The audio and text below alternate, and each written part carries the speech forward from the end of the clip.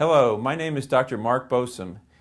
It is very difficult to put into words the thoughts and emotions we feel when we think of the men and women in the armed forces of the United States. Great sacrifices were made to achieve our freedoms, and many more have been made by virtually every generation of Americans to maintain it. I think that is something we need to remember, that the freedoms we enjoy cannot be taken for granted. America has a great military to preserve and protect our country and everything we hold dear. It gives me great comfort knowing that technology is helping these brave men and women do their jobs with great confidence under all conditions. The young men and women who serve our country are our sons and daughters. They and their families make great sacrifices, especially during long deployments overseas. They have our hopes that they accomplish their missions and return home safely. To all of our servicemen and women and to all of their families, I offer my profound thanks. As a doctor, I am proud of the contributions that physicians have made to the performance and safety of our military and our first responders. Thank you.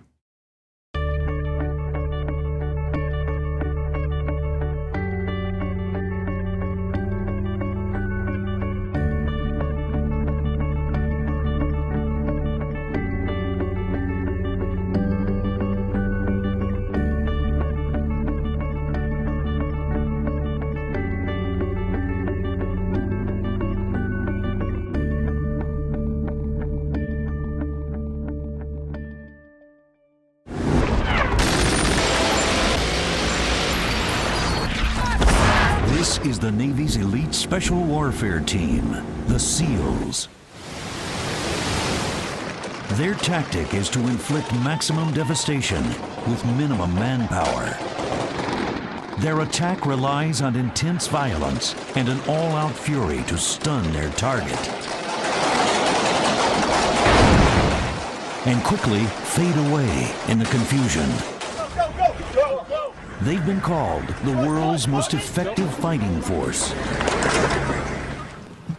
They can operate in any environment, jump from planes, drop from helicopters, dive into the ocean and stay submerged for hours, and emerge ready to fight. For SEALs operating far from the protection of the main force, the difference between living and dying is measured in seconds and depends on seeing and engaging the enemy before they can be seen. Today, thanks to Navy surgeons, SEALs have a new fighting edge: laser vision.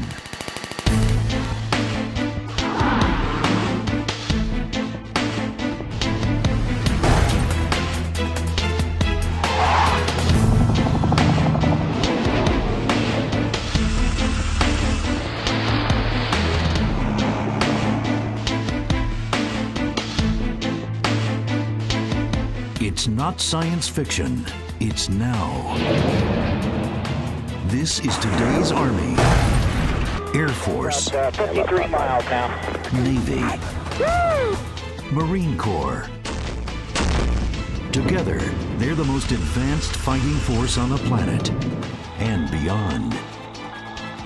The biggest advantage in combat has always been to be able to see your enemy before he sees you. Today, that means orbiting surveillance satellites capable of reading the license number on a vehicle 500 miles below. Or goggles that can amplify the light of a star thousands of times and turn night into day. Tight formation coming in. It means a pilot sitting in a control room in New Mexico can track down an enemy on the other side of the world, and if necessary, lock up target 5, eliminate them. 2, 1, impact. New technologies have enormously enhanced our ability to see the enemy first. But these are all just extensions of the human eye, and they are all subject to its limitations. Right now in the Air Force, over 45% of everyone in the Air Force is nearsighted and needs corrective lenses in order to do their jobs. Perfect. Colonel Charles Riley is an ophthalmic surgeon and consultant to the Air Force Surgeon General for refractive surgery. For more than a decade, Dr. Riley and other military surgeons have been using laser refractive surgery to enhance the human weapon system. We talk about upgrading our avionics in an airplane so they can see out further, see the bad guys sooner. Well, that's what we're doing with our laser for the human weapon system. The most important weapon system in the cockpit is that human. And so to be able to offer them that upgrade in their avionics is priceless. It really is priceless. In 2000, the Department of Defense established the Warfighter Refractive Eye Surgery Program. It grew out of an experiment begun years earlier among the Navy's SEALs. SEALs go through what is considered to be the most mentally and physically demanding of any military training. Glasses or contact lenses are not an option. Rather than lose well-qualified candidates because of poor eyesight, the Navy began exploring the potential of correcting their eyesight with laser refractive surgery. In 1997, after several years of highly successful trials, the Navy began offering the surgery to qualified SEAL candidates. Within a year, laser vision correction was adopted for use by the Special Operations Forces in all branches. Over the past 10 years, the mission has expanded even further. Today, all military personnel headed into combat are eligible for refractive surgery. To date, nearly 500,000 American frontline troops have had their procedure. To handle the increasing demand, the military maintains 20 warfighter refractive surgery centers at U.S. bases around the world. Commander Elizabeth Hoffmeister is a flight surgeon at one of them, the Naval Medical Center, San Diego. She was one of the researchers involved in the Navy's trials of laser refractive surgery. We now have 7 centers in the Navy and do approximately 13,000 procedures a year. And the goal would be to not have anyone have to deploy into theater requiring glasses. Commander Hoffmeister used to need corrective lenses, but had the procedure herself before a recent deployment to Afghanistan. It's a huge issue. And that's just for me. I'm a doctor on the back lines, imagine the benefit to the actual frontline warfighter, and it could mean not just an inconvenience and doing well on the rifle range, but it means the difference between living and dying. It's that important.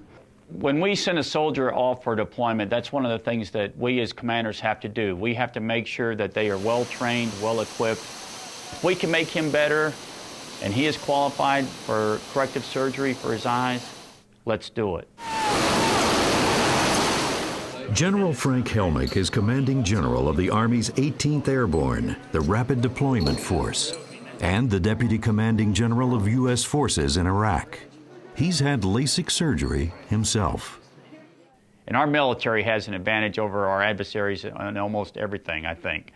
And LASIK surgery is just another indication of that.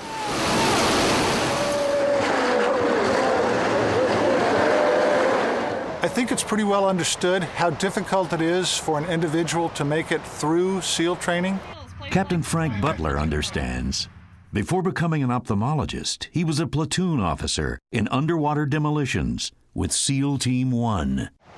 What's not well understood is how difficult it is for an individual just to get into SEAL training. You have to be in great physical shape, but you also have to be free from any significant physical defects. And poor vision due to refractive error was one of the biggest things that kept people out of SEAL training.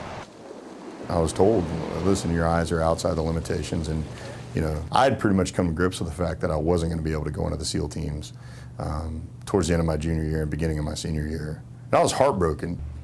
Try to recreate the experience of having to defend yourself. Ever since high school, Clint Bruce wanted to be a SEAL, and he seemed to be the perfect candidate. He had been appointed to the Naval Academy. He was in peak physical condition, playing linebacker on the team that took Navy to its first bowl win in 15 years. The initial hit by Clint. The Saints and the Ravens made him offers, but his vision, 20/40 in one eye and 20/70 in the other, wasn't up to SEAL standards. But the SEAL community wasn't ready to give up on Bruce. And that's when they pulled me aside and they said, listen, you did a great job in your interview. Obviously, we know what you're made of because we've watched you play ball for the last few years, and we know you're probably smarter than your grades would indicate. And that's when they let me know about the program. The program was laser refractive surgery. It began quietly in 1993 as an experiment. Captain Butler had convinced the Navy Command that it offered two enormous benefits. It would free combat troops from glasses or contacts, and it could greatly expand the pool of eligible talent. Wouldn't it be great if we could fix their refractive error and capture all of these great athletes and great leaders into our community? With the go-ahead from the Navy, the next step was to set up a clinical trial. That took Captain Butler to the Naval Medical Center in San Diego, where he met Captain Steve Schallhorn. Frank Butler and I connected. And we connected in many different ways because he was a full Navy SEAL before he went into medical school and became an ophthalmologist. I was a Navy pilot. I flew F-14s. I was a Top Gun instructor before I went into medical school and went into ophthalmology. And Frank had the vision to say, this could be of great benefit. The clinical study belonged to Dr. Schellhorn. He did 30 patients, and the results from Dr. Schellhorn's study were spectacular. All 30 of the patients had 20/20 vision or better after the surgery, after having had very bad vision pre-op. His results were excellent. Looks good, Paul. Looks real good. In the civilian community, the FDA was also conducting clinical trials. Those results were equally impressive. And I moved beyond that. Environmental concerns and issues that the military had unique to their population, like high altitude, high G, hyperbaria, underwater, blowing sand conditions.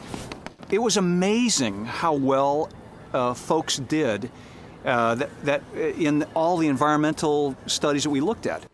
Not only did Dr. Schallhorn test the SEALs' vision before and after surgery, he also looked at their job performance. And what do we find? Better performance after laser vision correction. Well, better is a good thing, and that's why I was like, dude, this is pretty darn awesome. And all the studies lined up very similar to that. By 1997, the Navy's Special Warfare Command was making the surgery available to all active duty SEALs and offering it to outstanding SEAL candidates. One of them was Clint Bruce. I remember sitting with my classmates and they said, you know, Bruce, Naval Special Warfare, and it was pretty overwhelming. Captain Butler had decided to give me a waiver that had become available for the special operations community on a test basis, and that if I made it through training, they would have given me an opportunity to go through the procedure.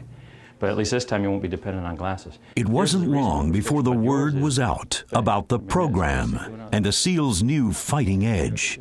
At Fort Bragg, ophthalmic surgeon Colonel Scott Barnes began looking at the potential of refractive surgery for the Army Special Forces.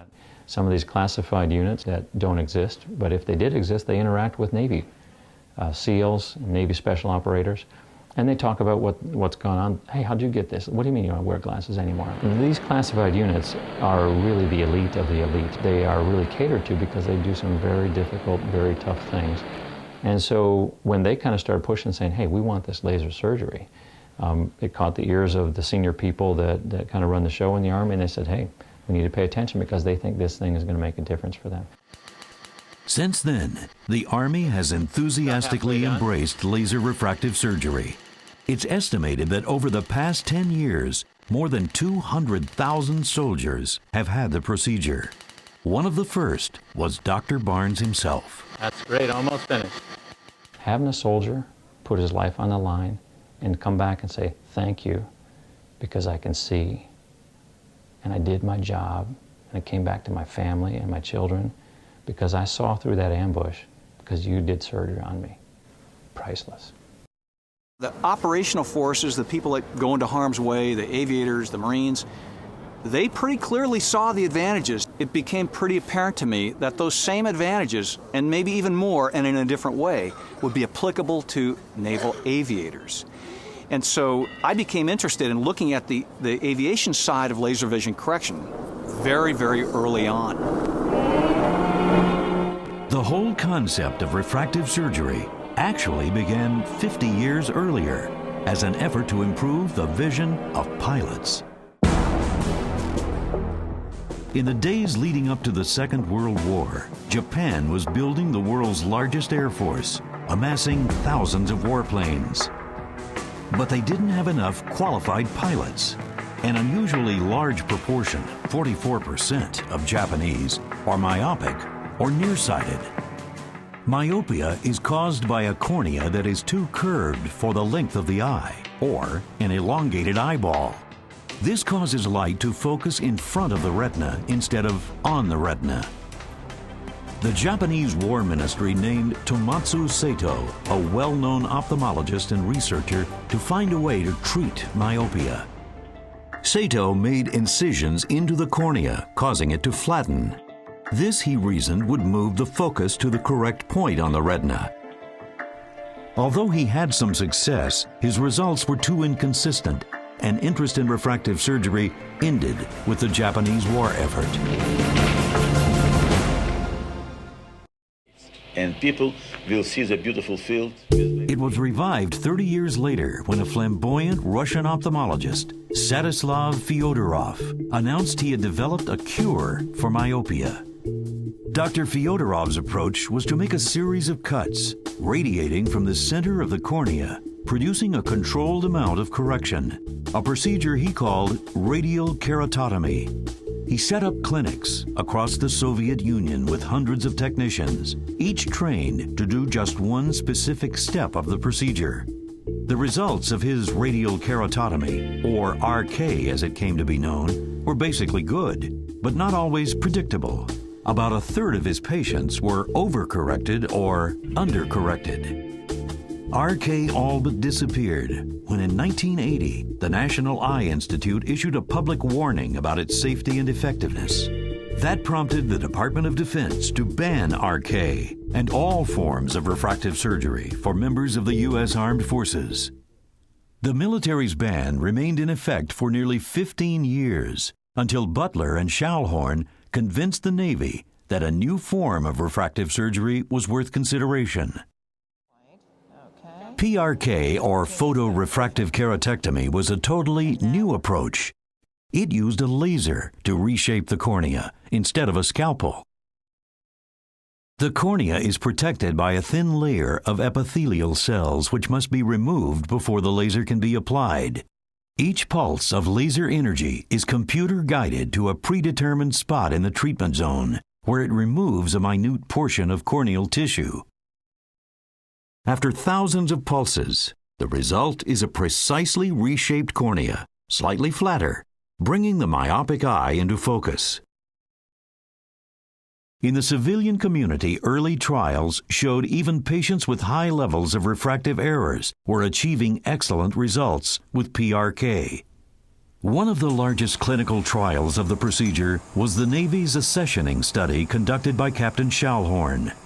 700 candidates who failed the vision standards for naval aviation were treated with PRK and then allowed into flight training.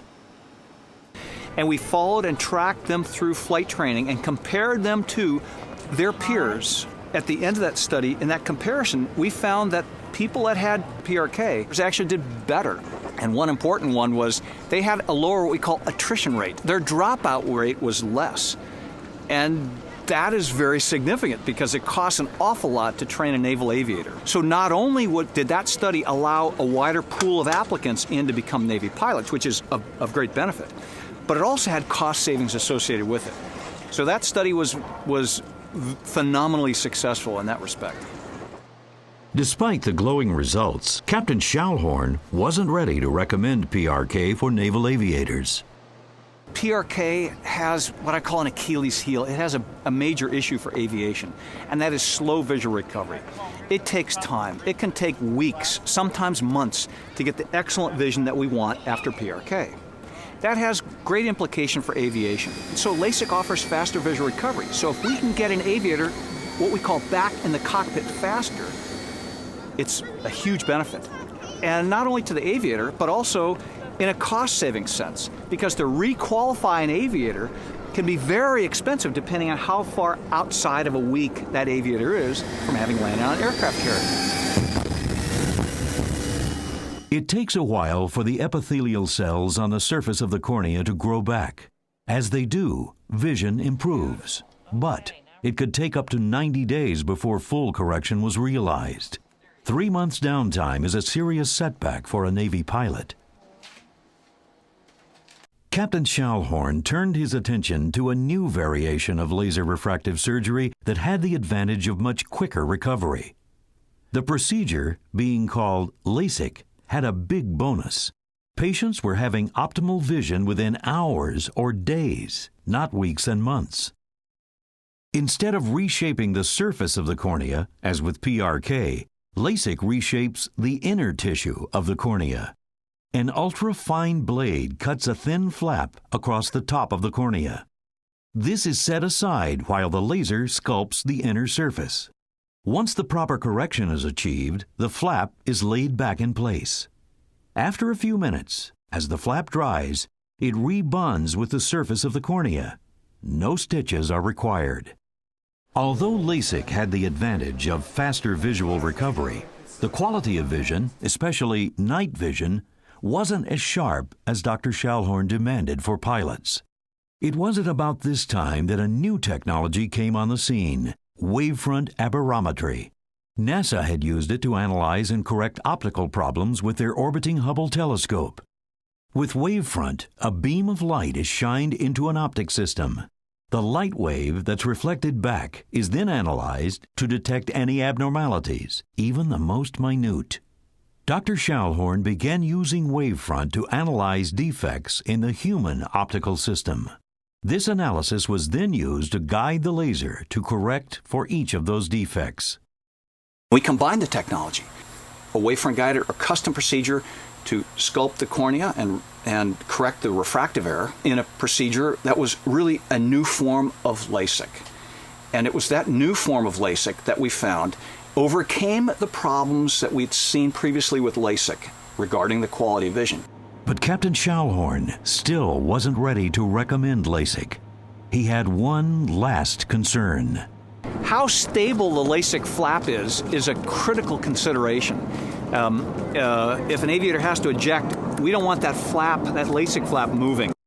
Since the LASIK flap is cut by a mechanical blade, Captain Schallhorn was concerned that it could be dislodged by impact. But there was new laser technology on the horizon that appeared to have the potential to create the LASIK flap without a blade. It was called a femtosecond laser, thousands of times more intense than conventional lasers, and capable of unsurpassed precision. Each pulse of energy is extremely short, a femtosecond, 1/1,000,000th of a billionth of a second. Firing thousands of pulses along a plane creates a layer of minute bubbles just below the surface of the cornea. The top layer separates as if along a perforated line, creating a perfectly uniform flap without a blade. The laser-cut flap has a perfectly vertical edge, which when returned to the cornea locks into place like a piece into a jigsaw puzzle. Captain Schallhorn was finally satisfied, and this new technology LASIK was approved for naval aviators. After combining these two technologies, the femtosecond laser to make the LASIK flap with a wavefront guided or custom treatment to correct for the refractive error, the sum was greater than the parts. With this new combined technology approach, Dr. Schallhorn and his team of Navy surgeons were able to take laser vision correction to a whole new level. The results that we've been seeing with our aviation study have been phenomenal. One of the surgeons on that team was Captain David Tanzer. Using this new form of LASIK in Navy pilots, Captain Tanzer was routinely producing vision well beyond what's considered normal. 100% of our aviators we've treated are 20/20 or better uncorrected. 98% are 20/16 or better uncorrected. 92% are 20/12 or better uncorrected. And about 35% are 20/10. They max out our eye chart. So we're actually giving them vision as good as they can get. Good. Watch it carefully. Good. Certainly there will be people in the civilian population that achieve these results. Others should not have the expectation of vision of 20/20 or better than 20/20. Epithelium probably is about 50 microns. Dr. Doug Koch is a professor of ophthalmology at Baylor College of Medicine, specializing in refractive surgery. He says fewer patients in the civilian population have the same potential for visual outcomes as Navy pilots. Well, the military's visual results are obviously outstanding, and I think the population is sort of unique. These are people who have very, very outstanding potential for vision. We can help patients understand what their potential for vision will be by a very careful screening process. The Navy's aviator clinical trials helped advance the state-of-the-art in refractive surgery and made a compelling case that advanced LASIK could withstand the most extreme rigors of warfare and flight. We looked at patients before and after this new technology LASIK, femtosecond and wavefront guided. And we found for the first time this new technology LASIK actually resulted in an improvement in night vision on average for patients. The first time we'd ever seen it in a refractive procedure. And that analysis led me to say, finally, I think we're ready to do LASIK in aviators. That opened the door for LASIK in space. And in 2007, NASA also approved the procedure. I wore contact lenses during my 3 spacewalks. Former astronaut Pierre Thuot is a veteran of 3 shuttle flights and has logged 18 hours on spacewalks, all wearing contact lenses. There is that concern that if one of them got dislodged or just moved on your eye, because you can't put your fingers up there and move them back, you'd be in difficulty. I certainly would have preferred to have had perfect vision like I do now, thanks to LASIK. NASA had a strict prohibition against refractive surgery, and Captain Thuot couldn't get LASIK until he left the astronaut program and returned to the Navy. NASA wouldn't have approved LASIK for the astronauts if they didn't think it was, absolutely certain that it would work for the astronauts and would provide them better acuity and allow them to do their jobs better. And that represents a real milestone. NASA looked at the safety and effectiveness of LASIK in great detail over the years, and they have deemed it safe and effective for use in their astronauts. We should take great comfort in that, in knowing that it has reached that level. Due in great part to the pioneering research conducted by the Navy, the combined form of LASIK has become the gold standard for laser vision correction. What I call the best of the best is creating the LASIK flap, the protective LASIK flap with a femtosecond laser, correcting the refractive error with a wavefront guided treatment, which, again, under computer control, sculpts the cornea. That's how far we've gone with this technology. That's the best of the best. Often referred to as all-laser LASIK, this combined procedure is producing a revolution in both the military and civilian communities. It used to be that aviation required excellent vision with no glasses, 20/20 or better in each eye. And with this program now, it's opened the vista up for folks to have laser vision correction and enter as Navy pilots and aspire to a new dream. The 2 things that mean the most to me about the refractive surgery program is that it has enabled more young men to walk through that front door and have their shot at becoming a SEAL. Secondly, from the community standpoint, it has enabled the SEAL community to make sure that we don't lose someone who might have been a great SEAL just because he needed glasses. I'm that guy. And there's 500,000 other like me that have an opportunity to do something they wouldn't have been able to do were it not for this program and this procedure, and for guys like Dr. Butler. With the military research efforts, they have very much complemented what we knew and learned from the civilian population. They were able to do larger studies, more focused studies on certain types of issues, so that we really expanded our knowledge and understanding of how to make it better, how to provide better quality vision, make it safer, and really broaden the population who can truly benefit from the operation.